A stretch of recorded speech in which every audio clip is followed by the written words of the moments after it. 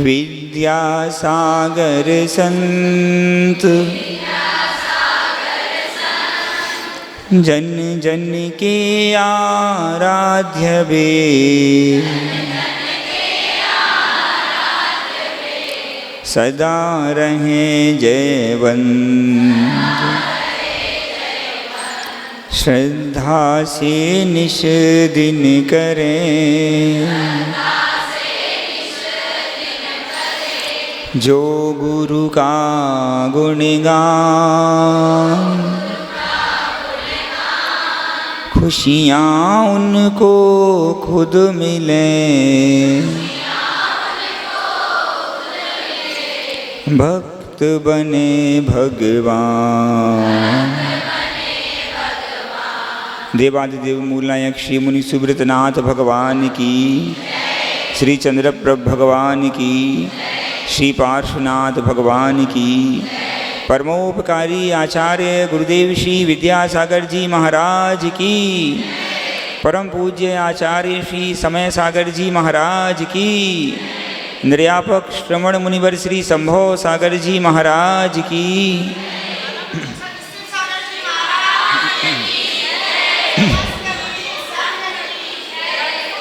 अभी तक अनेकानेक स्थानों पर परम पूज्य गुरुदेव के साथ समय बिताया और मुनि श्री संभव सागर जी के साथ भी समय निकाला। पिछले वर्ष जब गंज बासौदा में वर्षा योग हुआ तो वहाँ पर भी इसी खाते गांव की तरह वहाँ भी एक पाषाण के जनालय के निर्माण की बात आई। शुरुआत में तो ऐसा लग रहा था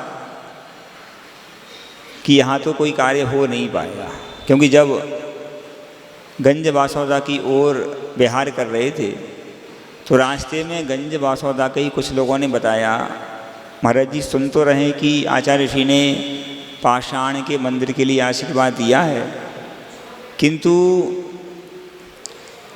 गंज बासौदा जो है वो बहुत पथरीला इलाका है, वहाँ पे पत्थर की बहुत खदानें हैं और वहाँ के लोग भी कैसे हैं बोलो, ये निकालने में बहुत मतलब ये महाराज जी की वहाँ पे अधिक से अधिक बोली 1 लाख की चली जाए तो बहुत बड़ी बात हो जाती है। तो मैं कहा वो बात, हमने कहा 1 लाख देने वाले तो हैं, इतने में तो सब हो जाएगा। अच्छा हाँ, हमने कहा हो जाएगा। महाराज जी ने भी कहा, हमने महाराज जी से कहा महाराज जी ऐसी ऐसी बातें हैं, सब गुरु जी का आशीर्वाद है तो आप ही पक्का मानना, गुरु के आशीर्वाद की जिसको छाया मिल गई है वह व्यक्ति जो सोचता है वो काम उसका पूरा करने की आवश्यकता नहीं, जो सोच ले वो भी पूरा होगा। आप लोगों ने सुना होगा जब वहाँ पर रावण सीता का हरण करके ले गया है और रामचंद्र जी ने हनुमान जी की मदद से ये ज्ञात कर लिया कि सीता कहाँ पर है, समुद्र के उस पार लंका में सीता है। अब क्या करें भैया, लेने तो चलना पड़ेगा। आजकल तो ऐसा होता है कि श्रीमती जी अपने हिसाब से ही ससुराल चली, मायके चली भी जाती हैं और वापस ससुराल भी आ जाती हैं। पहले कोई अपने आप नहीं जाता था, छोड़ने जाते थे और लेने जाते थे। तो आजकल तो नया ज़माना, उसमें क्या बात है, सब चलता रहता है। तो वहाँ पर रामचंद्र जी सीता को लेने के लिए समुद्र के तट पर पहुँच गए हैं। अब इतना लंबा चौड़ा समुद्र कैसे पार किया जाए, तो उन यद्यपि उस पुल का निर्माण तो जिस किसी ने भी किया हो, किंतु लोक व्यवहार में क्या प्रचलन है कि उन वानर रूपी सैनिकों ने क्या किया, बड़े बड़े पत्थर ला करके समुद्र में पुल बनाने का प्रयास करना चालू किया। तो जब पुल बना रहे थे तो क्या हुआ, पत्थर पानी में तैरते क्या, नहीं तैरते। और समुद्र कितना गहरा होता, उसकी गहराई का तो कोई ये नहीं है। अब कितने पत्थर डालेंगे तब जा कर के पुल बनेगा, क्या किया जाए। तो उनमें से नल नील नाम के 2 विद्याधर कहते हैं क्या किया जाए, हम सभी को रामचंद्र जी के ऊपर विश्वास है और पूरी आस्था है। क्या आस्था है? कि वो जो कोई कार्य कर रहे हैं वो सही कर रहे हैं, वो मर्यादा पुरुषोत्तम है, वो हर एक कार्य ठीक करेंगे, क्योंकि वह सच्चे देव शास्त्र गुरु के प्रति आस्था रखने वाले हैं। तो फिर तो ऐसा करो, यदि हमको इनके ऊपर आस्था है तो इनका नाम लिख करके पत्थरों को समुद्र में डालो, अवश्य ही कोई ना कोई चमत्कार। अच्छा, हाँ बोले होगा। अरे ऐसा कभी होता है क्या? चमत्कार होगा? नहीं होगा। देखो आप, रामचंद्र जी का नाम पत्थरों पे लिखा गया और पत्थरों को समुद्र में डाला गया, तो चमत्कार हुआ। क्या चमत्कार हुआ? वो पत्थर पानी में डूबे नहीं, बड़े बड़े पत्थर थे। कितने बड़े बड़े थे बताओ? अभी मान लो आप लोगों ने मन बनाया, और बनाएगा, बनाना ही पड़ेगा। क्यों बनाना पड़ेगा? क्योंकि अभी हम बताते हैं इस बात को, पूरा बनाना क्यों पड़ेगा। तो पत्थर कितने बड़े बड़े थे? जब आपके यहाँ पे मंदिर की नींव खुदेगी और जब उस मंदिर की नींव भरने का काम चालू होगा तो आपको देखने मिलेगा कि कौन से कितने बड़े पत्थर थे। वो कितने बड़े बड़े थे? वो समझ लो जैसे ये दीदी इस तख्त पे बैठी है ना, तो ये तख्त तो छोटा है, इस तख्त से कम 2-3 गुना ऊंचाई और कम से कम 2 गुना और लंबाई चौड़ाई। मतलब समझ लो एक स्थान पर रख दिया तो एक कमरे का स्थान वो कर ले। ऐसे बड़े बड़े पत्थर वो उठा के उसमें डालते जा रहे थे और पत्थर पानी में डूब नहीं रहे थे। क्या हो रहा था? पत्थर वहीं तैर रहे थे और एक पत्थर रखा, डाला, उसके बाद दूसरा डाला, उससे वो जॉइंट होते जा रहे थे और पुल बनता जा रहा था। तो वहाँ पर रामचंद्र जी भी ये देख रहे थे कि भाई बहुत अच्छा काम हो, तो पुल बनने लगा, तो हम बहुत जल्दी पुल बन जाएगा और हम वहाँ पहुँच जाएंगे। तो रामचंद्र जी ने क्यों ना हम भी इस कार्य में सहयोग कर दें, भाई कुछ पत्थर उठा के हम भी डाल दें, बहुत जल्दी काम हो जाएगा। तो उन्होंने, वो भी आए उस कार्यस्थल पे और उन्होंने भी एक पत्थर को अपने हिसाब से उठाया और समुद्र में डाल दिया। क्या हुआ? वो हवा में तैरने लगा है। अरे रामचंद्र जी का नाम लिख के पानी में डाला जाए तो तैर रहा है वो। रामचंद्र जी खुद डालेंगे तो क्या होगा? वो तो हवा में उड़ेगा है। क्या हुआ बताओ? सोचो, रामचंद्र जी ने खुद जब पत्थर पानी में डाला तो पत्थर पानी में डूब गया। देख के सब लोग, ये क्या हो गया भाई? रामचंद्र जी खुद शक पका गए, ये क्या हो गया भाई? सबके सामने ये तो अपनी, बताओ, जिनका नाम लिख के पत्थर डाला जाता तैर रहा है, जिनने खुद ही डाल दिया डूब गया। ये क्या हो गया? आपस में लोग चर्चा करने लगे, ये क्या भैया? तब वहां पर किसी ने कहा, आस्था और श्रद्धा के साथ जिसने प्रभु को और गुरु को अपने हृदय में स्थान दिया है वो कभी डूबेगा नहीं। उन पत्थरों पे लिखा था ना मध्य में, राम राम राम राम राम, और उन पत्थरों को छोड़ने वालों के हृदय में भी राम बसे थे। तो उनके द्वारा रखा गया पत्थर क्या हो रहा था? तैर रहा था। पर जैसे गुरु ने और प्रभु ने छोड़ दिया, अथवा जिसके हृदय में गुरु और प्रभु नहीं है उसको प्रभु ने अगर छोड़ दिया तो उसका क्या होगा? वो तो फिर डूबना ही डूबना है। तो हम सभी को भी ध्यान रखना है, हम प्रभु और गुरु के ऊपर श्रद्धा रखते हुए विश्वास के साथ इस कार्य को अंजाम देते जाएं। आप विश्वास मानना, वो ऐतिहासिक काम होगा कि उस काम को देखने के लिए केवल जैन लोग नहीं, अजैन लोग भी आया करेंगे। ऐसा ही होने वाला है। ये मुनि सुव्रतनाथ भगवान की नगरी है। तो वहाँ वासोदा में क्या होता था, जब काम चालू हुआ तो बहुत तेज़ी से एक 3 मंजिल का एक भवन था, वो भवन पूरा गिराया गया। उसके बाद वहीं पे नींव खोद करके और हम लोग के रहते रहते नींव भरने का काम चालू हो गया। सच में लोग देखने आते थे, अजैन लोग बड़े बड़े की हो क्या रहा है, बड़ी बड़ी सलाहें आती थी उसमें रखते थे। तो उस समय एक विशेष घटना क्या हुई, जिन लोगों ने दान बोला था, हम पहले बोल चुके हैं, लोगों ने क्या कहा था, यहाँ पर लोग 1 लाख से ज़्यादा की बोली कोई ले नहीं सकता। पर हुआ क्या पता है, वहाँ पर जब महाराज जी ने मंदिर की पूरी व्यवस्थित रूपरेखा समाज के सामने रखी गुरु जी के आशीर्वाद से, और एक निश्चित हुआ कि 36 लाख रुपए की राशि देकर के कोई भी एक परिवार उस मंदिर में एक प्रतिमा विराजमान करवा सकता। कितनी प्रतिमा विराजमान होना है? 24 प्रतिमाएं विराजमान होना है। एक प्रतिमा की राशि कितनी है? 36 लाख। आपको क्या लगता है क्या हुआ होगा? है बहुत मुश्किल पड़ी होगी ना। वहाँ तो 1 लाख देने में व्यक्ति आज तक का रिकॉर्ड था, पर क्या हुआ पता है? हुआ ये कि यहाँ महाराज जी ने मंच से घोषणा की और 5 मिनट के अंदर 24 व्यक्ति उठ करके खड़े हो गए, हमारा पहले लिखो, हमारा पहले लिखो, हमारा पहले लिखो। ये क्या है? ये गुरु कृपा का आशीर्वाद। उसके बाद क्या हुआ? ये घोषणाएं हो गई, फिर सब घर बैठ गए। घर नहीं बैठे, फिर क्या हुआ? अगले दिन से जिन्होंने घोषणाएं की थी वो घर से नोटों के बंडल थालियों में, परातों में, बैगों में भर भर के लाते। और कमेटी वाले, सुन रहे? कमेटी वाले क्या करते थे? बोरी में भर के नोट ले जाते थे। प्रतिदिन 4-5 परिवार, कोई 15 लाख ला रहा है, कोई 20 लाख ला रहा है, कोई इतने इतने ला रहा है। एक व्यक्ति तो 50-50 के नोटों की गड्डी लेके आया तो बोरी भर के वही लाया। ऐसा लगता था कि हो क्या रहा है।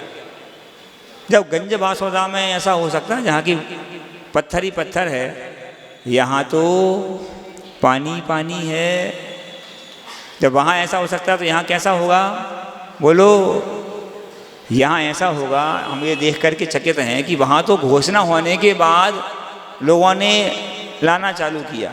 अरे यहाँ तो घोषणा होने के पहले लोग ला कर देख रहे हैं, नहीं दे रहे। अभी तो घोषणा हुई नहीं है। अभी तो कलश स्थापना कब होना है? 9 तारीख को होना है। अभी तो कलश स्थापना हुई नहीं है। पर हम पहली बार ये देख रहे हैं, जो हमने बात कहना चालू की थी, पहली बार हम देख रहे हैं, इस खाते गांव में देखने मिल रहा है कि अभी कलश की स्थापना हुई नहीं है और लोग पहले से नगद राशि ला करके दे रहे हैं। अगर ऐसा हो रहा है तो अब कोई संशय की बात हो ही नहीं सकती। कोई संशय अब हो ही नहीं सकता है। तो जहाँ गुरु के प्रति श्रद्धा और आस्था होती है, वहाँ इसी प्रकार के कार्य घटित होते हैं। और आप लोग कितना भी पैसा दबाने का प्रयास करना, हम बोल रहे हैं आपसे, कितना भी कंट्रोल करना कि हम बिल्कुल नहीं देंगे, हम देंगे ही नहीं, कितना भी करना, पर क्या होगा पता है? आप लोग उछल उछल के आओगे। नहीं महाराज जी, हमारा तो थोड़ा लग जाए, ये पक्का है। क्यों? क्योंकि हमें पता है गुरुदेव का अपार आशीर्वाद इस खाते गांव वालों पर था, है और रहेगा। इसमें संशय की कोई बात नहीं है। जहाँ गुरु की कृपा है वहाँ तो कोई कमी पड़ने वाली कभी है ही नहीं है। तो अब जो कार्यक्रम आप लोगों के बीच में आ रहा है, 9 तारीख को कलश स्थापना है। 8 तारीख को क्या है पता है सब लोगों को? 8 तारीख को प्रातः काल में 7 बजे से भगवान मुनि सुव्रतनाथ की उस पावन प्रतिमा पर 1000 सहस्त्र मंत्रों से क्या होगा? विशेष अभिषेक और शांति धारा होगी। उसके बाद बाहर जो पंडाल बन रहा है, उस विशेष पंडाल में इस नगर के जितने भी त्यागी व्रती हुए हैं, उन सबके परिवार, इस नगर में जितने भी लोगों ने अभी तक दान की घोषणाएं की हैं, वो सारे परिवार विशेष मंडलों पर बैठ कर के, और उनके साथ साथ जो और भी त्यागी व्रती हैं जिन्होंने विशेष रूप से मुनिराजों का, आर्यिकाओं का सानिध्य प्राप्त किया है, पिच्छी आदि ली है, दी है, जो कुछ भी है, और उनके साथ साथ हम सभी सामान्य लोग भी, सभी जितने भी महिला मंडल हैं, ये सभी मतलब पूरी जनता उस दिन क्या करेगी? सुबह 8 बजे, 1 घंटे का लगभग विधान है, 1 घंटे से भी कम का है, पर विधान, वह विधान यहाँ पे पहली बार होगा। और उस विधान को करने के बाद करने वाला हर एक व्यक्ति कहेगा कि भैया एक किताब तो कम से कम हमको दे दो, हम इस विधान को रोज करेंगे। पहली बार वो विधान होगा। तो उस दिन आप सभी की जिम्मेदारी है, आप, और दोपहर में क्या होगा उस दिन? दोपहर में कलशों की शुद्धि, जो कलश स्थापित होने वाले हैं ना, इनकी शुद्धि, और इनमें जो सामग्री व्यवस्थित होना है उसको कौन भरेगा? है केवल महिलाएं। संपूर्ण 0 से लेके 120 साल तक की महिलाएं कहो, है ना, सबको व्यवस्थित आना है। और सूचना मिली है अभी तक आप लोगों ने बहुत सारी कलश स्थापना देखी होंगी, बहुत सारी कलशों में सामग्री भरी होगी। किंतु उस दिन जो सामग्री आपको भरने मिलेगी वो सामग्री आज तक आपने ऐसी सामग्री भी नहीं देखी होगी। हाँ, एक उसमें विशेष व्यवस्था रखी गई है, आप सभी सूचना कर दें अपने वालों को। उस दिन जितनी भी माताएं बहनें कलश भरने के लिए आएंगी वो अपने घर से 27 बादाम पूजा वाली और 27 लौंगा लेकर के आएंगे। उसका क्या करेंगे महाराज जी? उसका उसी दिन बताएंगे क्या करेंगे। उसमें से कुछ सामग्री रख ली जाएगी, कुछ सामग्री आपको कुछ और सामग्री मिला के लौटा दी जाएगी। तो सब तक आप खबर पहुंचा देना। इस प्रकार से वह कार्यक्रम उस दिन रहेगा। तो मुख्य बात यह है, उस दिन आप लोगों को बच्चों को स्कूल की क्या करना है, क्यों करना है, बोलो। हैं? देखो, अगले दिन रविवार है, उस दिन शनिवार है। शनिवार को तो वैसे पढ़ाई नहीं होती, और कितनी भी पढ़ाई हो रही हो, कितना कुछ भी हो रहा हो, अरे जब भगवान मुनि सुब्रत नाथ का विधान होना है और भगवान के लिए इतना बड़ा काम हो रहा है और उस कार्य को करने से यदि आप चूक गए तो जिंदगी भर पछताओगे। और उस दिन वो कार्य कर लिया तो जिंदगी भर क्या कहोगे छाती ठोक के, जिस दिन इसके लिए कलश स्थापना हुई थी ना, उसका जिस दिन मंगलाचरण में विधान हुआ था ना, उस दिन जो कलशों की शुद्धि हुई थी ना, उसमें हमने भी करी थी, ऐसी हुई थी कि क्या बताएं। तो याद रखना, जो जो उससे चूक जाएंगे वो चूक ही जाएंगे। उस दिन क्या करना है, सब कामों की छुट्टी, केवल एक ही काम करना है, सब ऐसे शांति धारा देखना है, उसके बाद विधान करना है, कलशों की शुद्धि करना है और सब कुछ काम व्यवस्थित करना है ना। जो स्कूल पढ़ाने जाते हैं उनको भी नहीं जाना, जो पढ़ने जाते हैं उनको भी नहीं जाना, सबकी छुट्टी है ना। और सबके लिए भोजन की व्यवस्था भी है, उस दिन चिंता करने वाली कोई बात ही नहीं है, तो पूरी बात तो कहने दो, यही तो हम कह रहे हैं। 9 तारीख की व्यवस्था तो सामूहिक है, 8 तारीख की व्यवस्था भी है, वो कहाँ पे है कैसी है वो हम बता देंगे आपको, चिंता नहीं करो, बिल्कुल पूरी व्यवस्था है, आप चिंता नहीं करो। चलो अपन चलते हैं, क्योंकि आपको कार्यक्रम के बारे में बताने का आदेश हुआ था तो बता दिया गया है। अब आज अष्टमी का दिन है, अपन पहले थोड़ा प्रतिक्रमण कर लेते हैं, उसके बाद थोड़ा ध्यान करेंगे। यही आज की कक्षा है। प्रतिक्रमण की पुस्तक उठाओ भाई, कहाँ है? ये नहीं, वो दूसरी वाली थी ना, कहाँ गई? देखो भाई, किसी को पता हो तो। प्रतिक्रमण वाली पुस्तकें थी ना, गायब हो गई।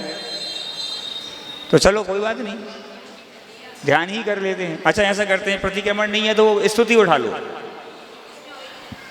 कहीं रख दी होंगी किसी ने, कोई बात नहीं। अपन स्तुति करते हैं, उसके बाद ध्यान करेंगे थोड़ा और आज का ये पूरा कर लेंगे। बेटा सबको स्तुति के पर्चे दो, एक एक नहीं दो, 4-4 दो, सब आपस में बांट लेंगे। हाँ जल्दी करो, आ जाओ जल्दी, 4-4 दो, इस तरफ आओ, यहाँ और लेके आओ जल्दी से, और लेके आओ जल्दी से।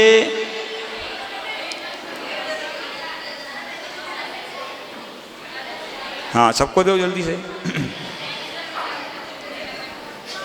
हाँ उधर दो, दीदी को दो, उधर पीछे सब लोग को दो। हाँ और लाओ बच्चों, और लेके आओ, और लाओ, ज़्यादा लेके आओ। बोलिए देवादिदेव श्री मुनि सुब्रतनाथ भगवान की। सबके पास पर्चे पहुंच गए? हाँ लगभग पहुंच गए हैं। प्रारंभ करते हैं, एक लाइन हम पढ़ेंगे, एक आपको पढ़ना है। मुनि सुब्रत भगवान हैं जग हितकारी नाथ,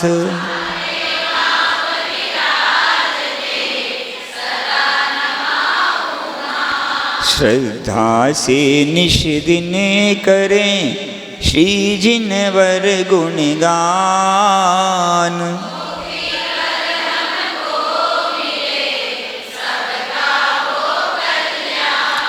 हे परम देव करुणा निधान, तीर्थंकर मंगल दुखहारी।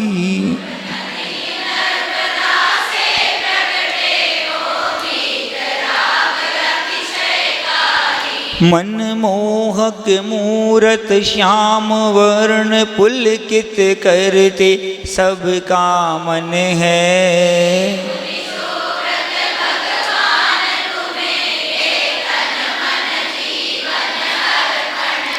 वस्त्राभूषण से रहित प्रभु संपूर्ण दोष से विरहित हो।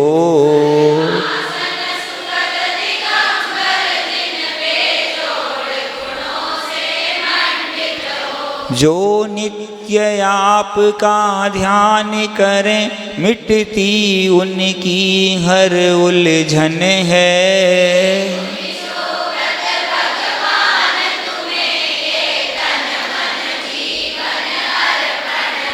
जल पूरित मेघों को लख कर खुश हो मयूर नाचा करते।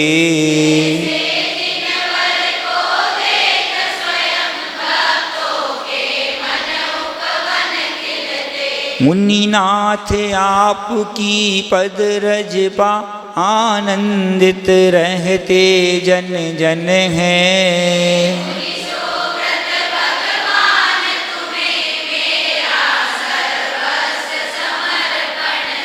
जब जब दर्शन को हम आए आत्म विशुद्ध हो जाता है।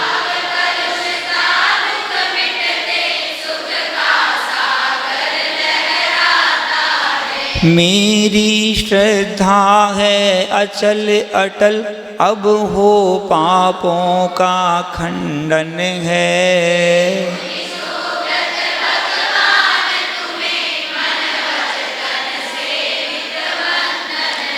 जो ध्यान करें मुनि सुमृत का वे सकल संपदाएं पाते।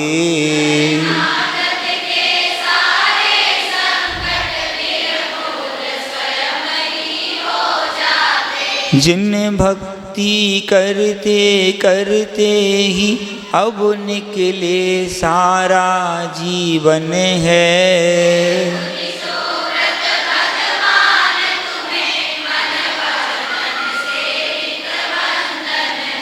चलते फिरते तीर्थ हैं विद्या सागर संत।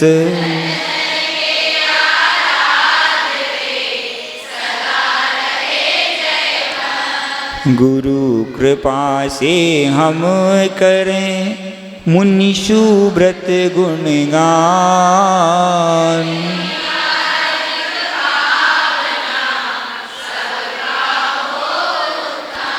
देवाधिदेव श्री मुनि सुब्रतनाथ भगवान की। हाँ, अब अपने अपने हाथों को ज्ञान मुद्रा में आप लोग बनाएंगे।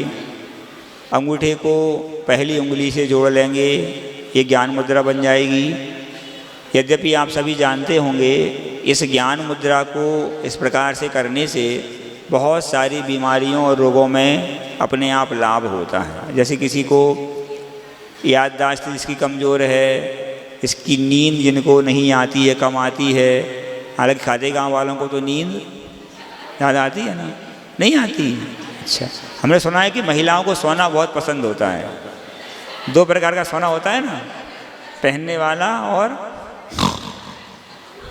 आप लोग को पसंद है? हाँ, लेकिन इस ज्ञान मुद्रा का अभ्यास करने से बहुत अच्छा रहता है। और भी बताएंगे समय पे, आज समय चूँकि कम है।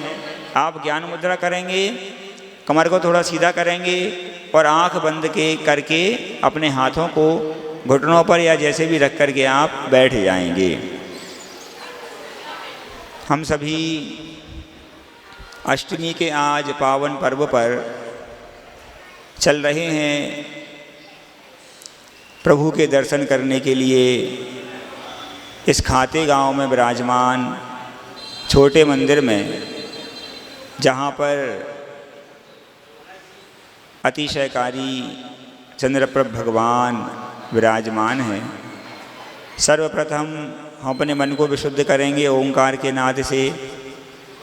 हम सभी गहरी श्वास लेंगे, यथाशक्ति श्वास को रोकेंगे और श्वास को छोड़ते समय ओंकार का उच्चारण करेंगे। श्वास लीजिए। ओ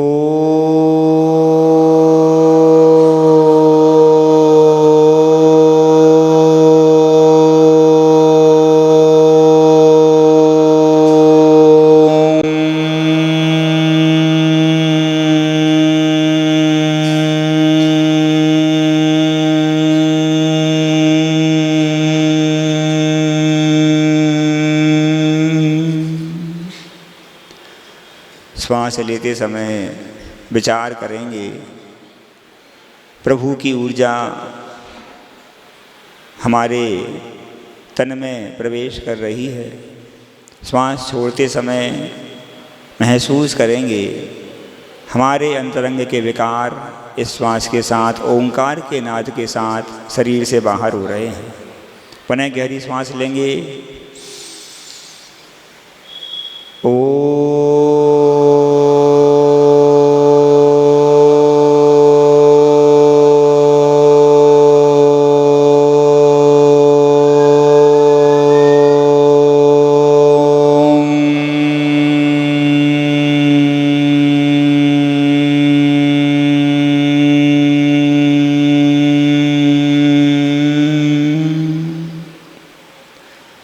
हम सभी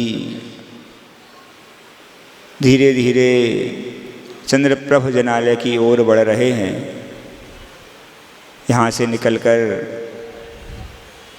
एक मोड़ लेकर के थोड़ा बढ़े, पुनः एक दूसरा मोड़ लेकर के हम आगे बढ़े और सामने ही 3 मंजिला जनालय हमको दिखने लगा है।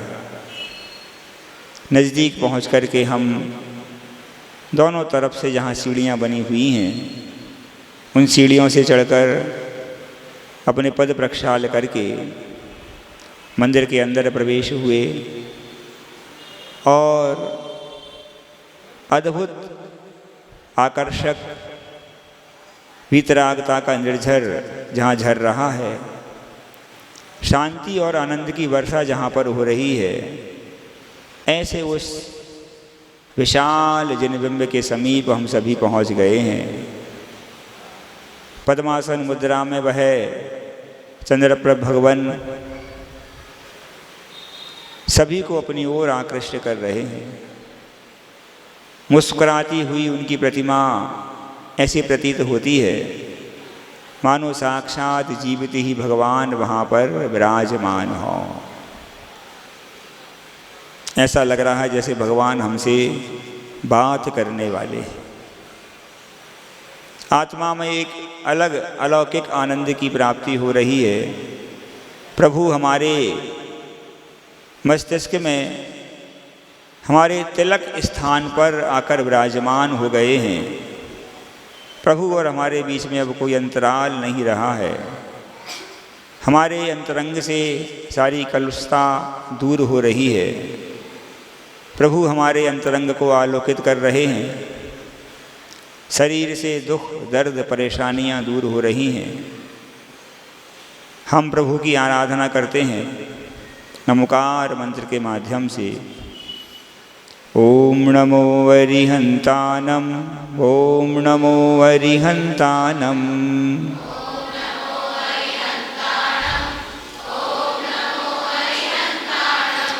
ओम नमो श्री सिद्धानम, ओम नमो श्री सिद्धानम,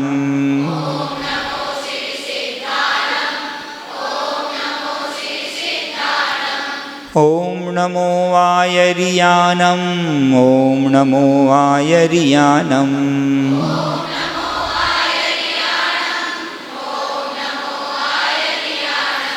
ओम नमो वज्रायानम, ओम नमो वज्रायानम,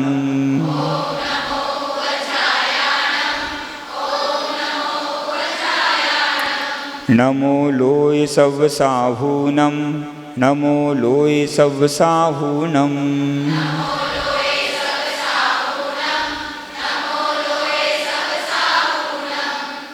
इस प्रकार प्रभु की आराधना कर अपूर्व आनंद की अनुभूति हमने की।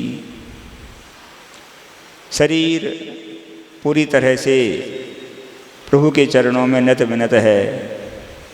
आत्मा प्रभु के गुणों के आलोक से आलोकित हो रही है।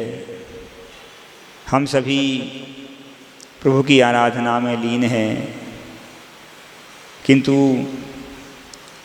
समय हो रहा है, इसलिए हम सभी वहाँ से वापस आते हैं। वापस आके हम सभी ने अपने अपने हाथों को आपस में घर्षण करके नेत्रों पर लगाएंगे और उस विशुद्धि और आनंद का प्रसाद बिखेरते हुए अपने पड़ोसियों से करेंगे हंस के मुस्कुरा के जय। जल्दी करो, अच्छे से करो, फॉर्मेलिटी नहीं करो।